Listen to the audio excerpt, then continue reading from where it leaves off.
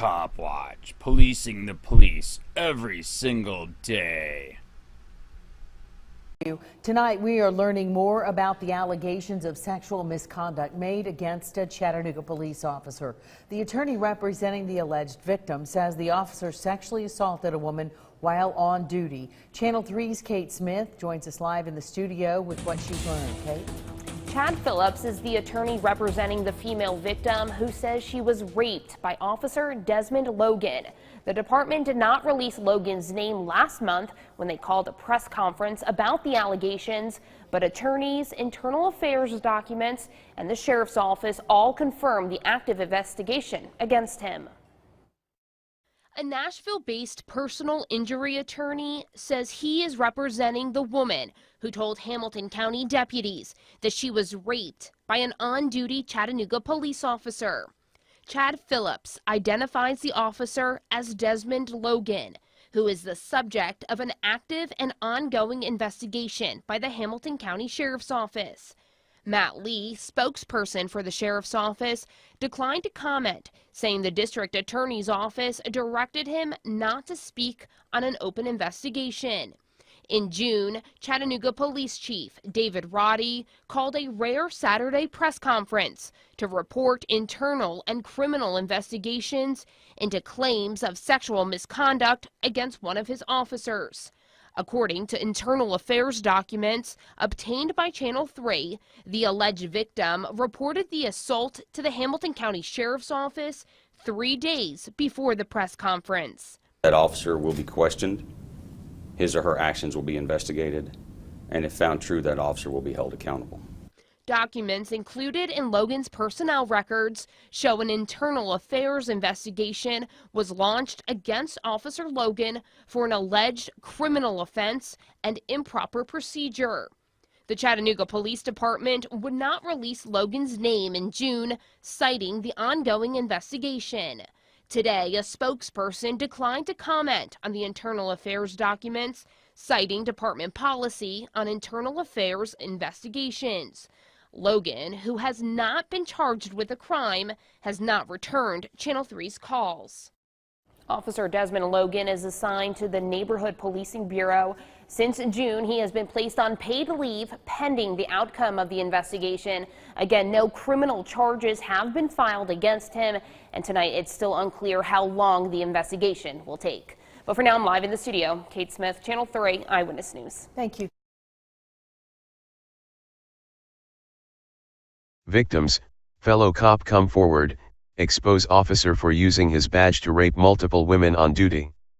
A fellow officer is among the individuals accusing a cop of raping multiple women while on duty, while also accusing the department of covering it up. By Rachel Blevins, July 21, 2018. Chattanooga, TN. A fellow officer is among the witnesses who have come forward to testify against a police officer who is accused of sexually assaulting multiple women while on the job, and the police department's claim that the abuse was never reported is raising questions about whether a cover-up was attempted behind the scenes. Officer Desmond Logan is being investigated after the sexual misconduct allegations against him allege that he brutally raped multiple women in the community he was supposed to be protecting and serving. The investigation began after Logan was accused of sexually assaulting a woman last month, and when police began looking into it, they found that there were allegations of a similar assault 3 years ago. According to a report from the Times Free Press, a current police officer and a separate source asserted that Logan was accused of raping a woman while on duty in 2015, and that department leadership knew about that allegation. An unnamed officer said that as soon as word got out that Logan was being accused of sexual assault, fellow officers at the department realized this was not the first time he has been accused. It echoed back to the last time when they didn't act on this kid Logan. They knowingly allowed a predator to keep that uniform on, the officer said. A woman said she was walking home from a friend's house, late at night, in May 2015 when a police officer pulled up alongside her and began asking her questions and claiming she was stumbling. The woman maintained that she had not been drinking and was not on any drugs, but she told the Times Free Press that the officer then insisted that he was trying to help her because the area was not safe, and then suddenly claimed she was under arrest. The officer changed his message. He told her there had been rapes in the area and he was looking out for her. Then, he became agitated. He told her she was being arrested and handcuffed her. She asked why and told him she had done nothing wrong. He placed her in the front seat of his car, she said, and drove. She said the officer told her his name was Officer Tate, but his name tag said Logan.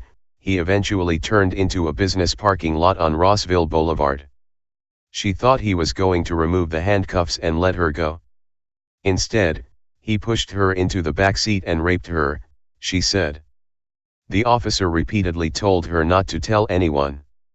The woman said Officer Logan then acted like nothing had happened, and went on to drop her off at her brother's house. She said she called the police to report the assault, but was instructed to go to the hospital where she was tested for a rape kit and she provided a written account of the assault. She was told an investigation would be conducted, but years passed before she was contacted again. Fast forward to 2018, and Officer Logan has been accused of carrying out a similar assault on the night of June 13. The woman said the officer approached her and told her that she was under arrest but did not provide a reason, and then he put her in handcuffs and drove to a parking lot where he raped her. An attorney for the second victim, Chad Phillips, told WRBC-TV that the woman was terrified to report the assault because the perpetrator was a police officer, and she was concerned that she and her family would be subject to backlash from the officer and the department. In a statement, Phillips said, "These allegations are truly concerning, as is the severe emotional distress our client continues to endure. Our hearts are heavy with grief for her and her family. Victims of sex crimes and their families are often scared to report a crime to police without fully understanding their rights and the legal process. Pursuing civil claims and criminal charges are two of the many options in ensuring a victim's safety, punishing those responsible, and making the victim whole. We are currently conducting our own investigation." Not only did the Chattanooga Police Department not follow through with an investigation the first time Logan was accused of sexual assault, but Chief David Roddy claimed that the incident from last month was the first time Logan had ever been accused of sexual assault, and a copy of Logan's personnel file obtained by the Times Free Press showed that the complaints from 2015 are not even listed. The fact that Desmond Logan is accused of using his power as a police officer to kidnap and rape one woman is disturbing, but the fact that he was accused of doing the same thing and subjecting at least one other victim to the same torture, and his department's failure to act on it allowed his criminal behavior to continue, is abhorrent. As the Free Thought Project has reported, this type of treatment is nothing new.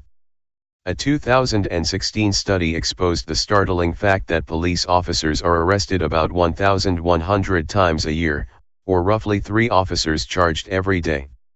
Many of these arrests are over unspeakable sex crimes that ruin the lives of children, women, and men across the country. Often, police officers commit multiple sexual assaults before they are finally caught, investigated, and charged for their heinous crimes.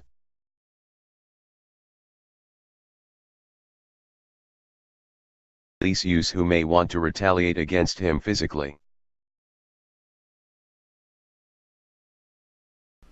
Hey Charlotte County, this is Charlotte County COPWATCH, and I just wanted you to know that I am using this stuff under fair use.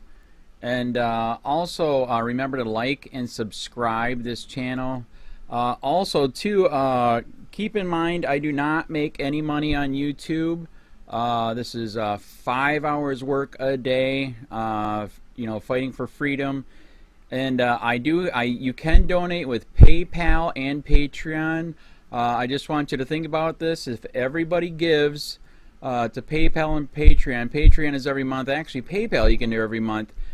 I have 12,000 subscribers. If everybody gives, I can quit my regular job and go full-time investigations on Charlotte County and possibly even more and beyond.